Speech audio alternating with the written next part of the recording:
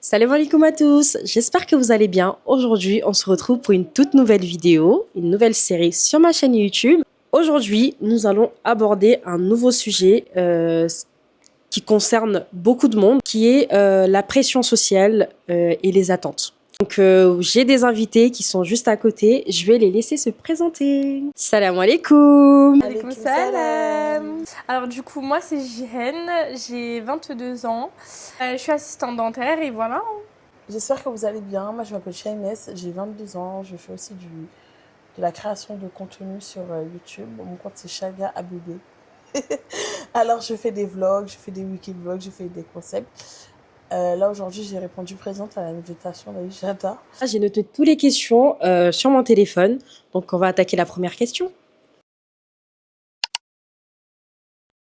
Pour vous, c'est quoi la pression sociale en 2025 ? Bah pour moi, la pression sociale, c'est par exemple, on vit dans un environnement où il faut avoir un travail hyper jeune. Il faut travailler et gagner un certain salaire hyper jeune. Faut se marier vite. Faut se marier vite. Faut avoir des enfants vite. Faut absolument voyager. Faut absolument être riche. Faut absolument... En fait, on nous a trop imposé une image de la vie qui n'est pas ça en fait. Chacun avance à son rythme et chacun avance comme il peut. Lié justement tout ce qu'on voit sur les réseaux sociaux ou pas ? Moi je trouve que ça joue. Hein. Forcément, les réseaux sociaux, ça joue. En vrai, sincèrement, je trouve que notre génération regarde trop les réseaux sociaux. On se compare trop. On essaye d'aller plus vite que la musique juste pour être à leur niveau.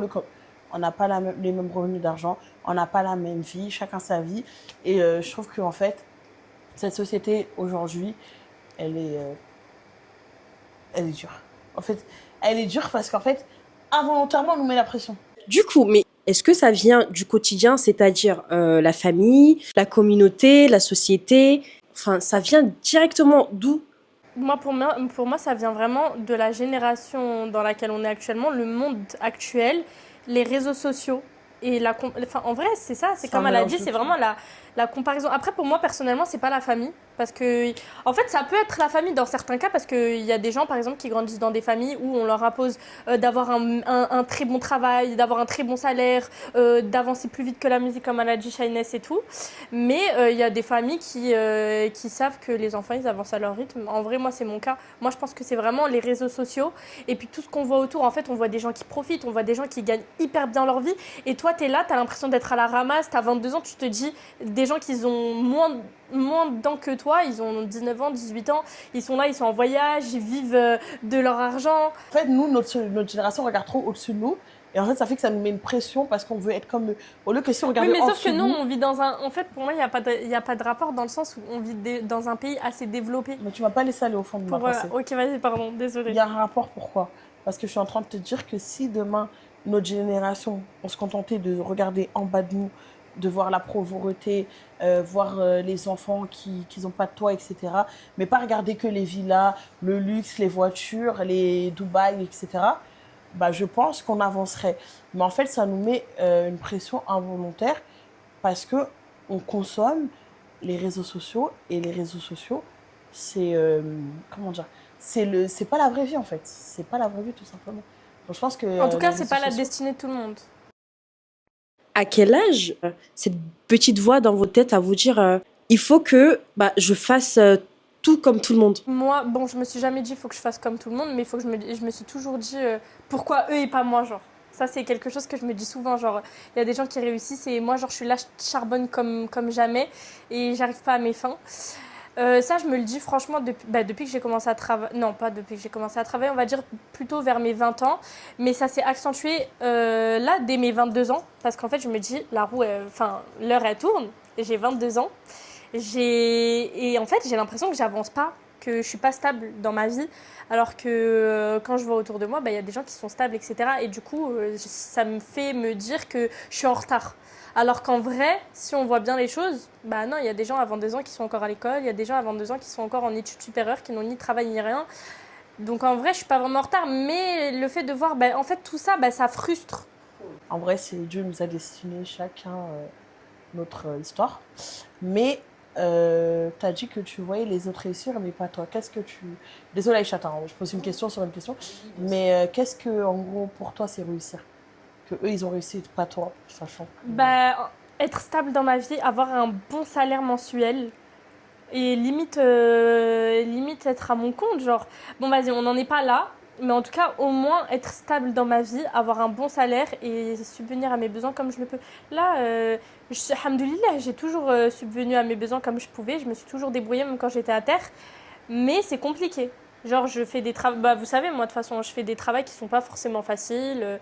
Je jongle dans des tafs qui sont pas. Ouais, qui sont pas. C'est pas avantageux et surtout pour une femme. Mais bon, quand il n'y a pas le choix, il n'y a pas le choix, quoi. En fait, moi, ce qui me frustre, tu sais, c'est quoi? Et là, peut-être que ça va en déplaire à certains, mais je vais dire ce qui est.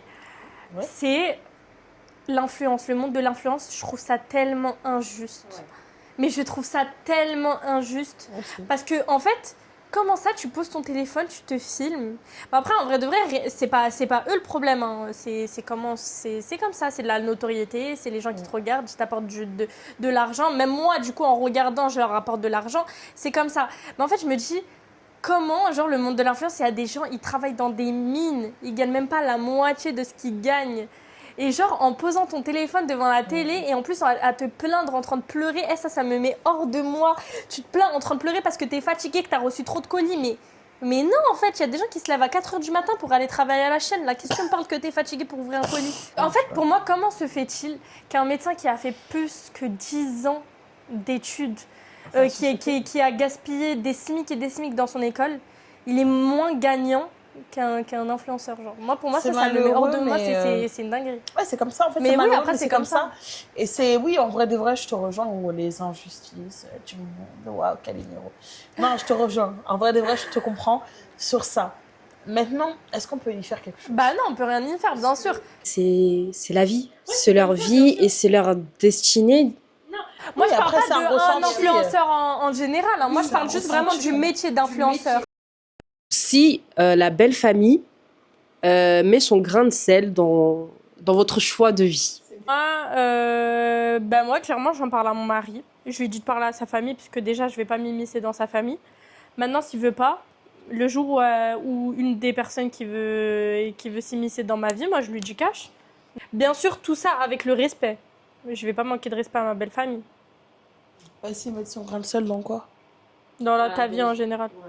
Ah non, déjà, on le voit déjà, hein, mère à papa, fils à papa et tout, tralala. Il faut mettre des limites dès le début. Si vous ne mettez pas vos limites, vous allez vous faire bouffer par votre belle-mère et ça va aller très très vite. Hein. Elle va vous manger comme des spaghettis. Est-ce que vous avez déjà fait un choix vestimentaire juste pour faire plaisir aux gens ou éviter qu'on parle sur vous? Oui et non, mais... Enfin, par exemple, si je dois mettre une abaya, enfin, si je dois mettre qu'un legging et sortir... Non, en vrai, non. En vrai, c'est pour moi. Si je veux pas m'en vouloir de mettre, d'avoir mis une abaya que de mettre un legging. Parce qu'en vrai, c'est pour moi, c'est pour ma pudeur, me protéger. En vrai, je porte ce que je veux. Dieu merci, j'ai pas eu de peur de regarder les gens. Ouais, pareil. Moi, pareil, j'ai toujours porté ce que je voulais.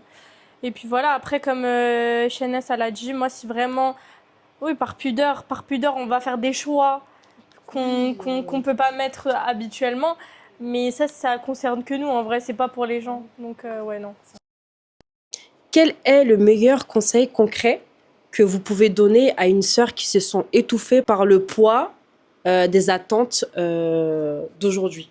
Faut pas trop écouter les gens, faut pas trop se soucier de ce que les personnes vont dire. Exactement. Sinon, on va jamais avancer. Hein. Exactement. Il y aura toujours des gens qui vont parler, comme je l'ai dit tout à l'heure. Après, c'est facile à dire. Hein.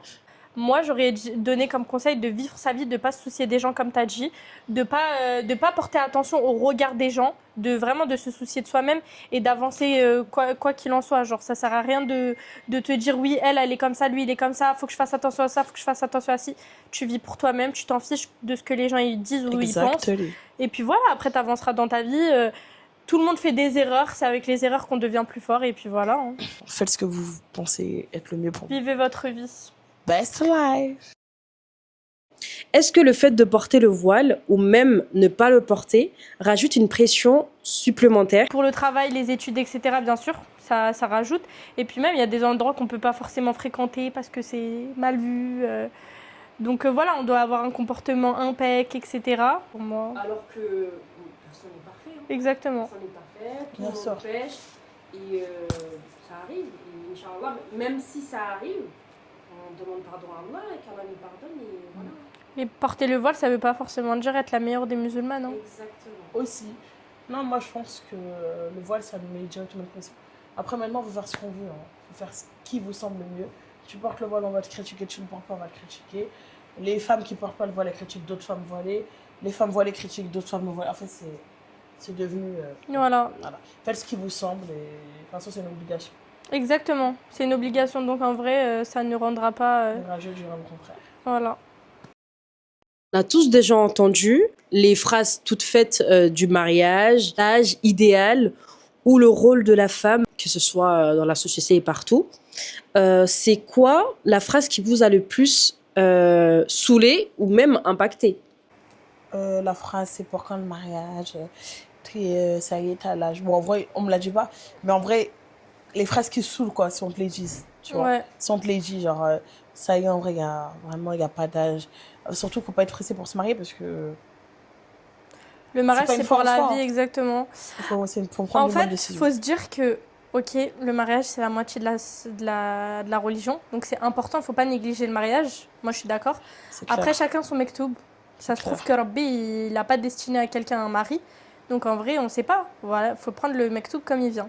Si demain tu as un mari, tant mieux. Si tu n'en as pas, tant pis, c'est pas grave. C'est comme ça, c'est la vie. Ça ne veut pas dire que tu vas être malheureuse toute ta vie si tu n'as pas quelqu'un dans ta vie. Hein.